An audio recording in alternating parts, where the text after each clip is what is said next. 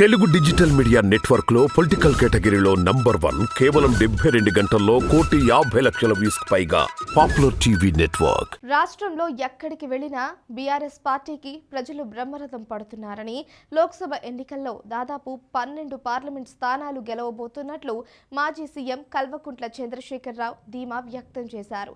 Bus యాత్రలో భాగంగా ఖమ్మంలో నిర్వహించిన కార్నర్ మీటింగ్లో కేసీఆర్ ప్రసంగించారు.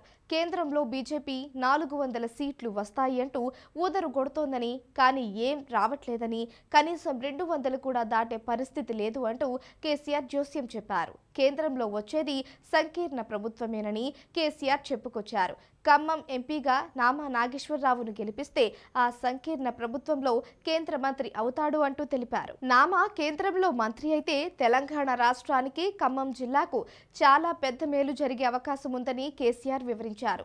తాను ముఖ్యమంత్రిగా ఉన్న సమయంలో కూడా నరేంద్ర మోడీ గోదావరి నీళ్లు తరలించుకుపోయే ప్రతిపాదన తీసుకువచ్చాడని, ఎట్టి పరిస్థితుల్లో తమ రాష్ట్రానికి వచ్చే నీళ్ల లెక్క తేలేదాకా తల తెగిపడ్డా సరే ఒప్పుకోనని తెగేసి చెప్పినట్లు వివరించారు.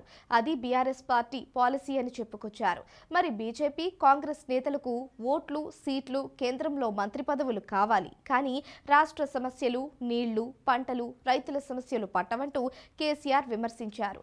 నరేంద్ర మోడీ దాడి నుంచి చేతగాని చేవలేని కాంగ్రెస్ ప్రభుత్వం నుంచి గోదావరిని రక్షించుకోవాలి అన్నా, కృష్ణానదిని కాపాడుకోవాలి అన్నా, మన నిధులు మనం తెచ్చుకోవాలి అన్నా, మన హక్కులు సాధించుకోవాలి అన్నా బీఆర్ఎస్ బలంగా ఉండాలి.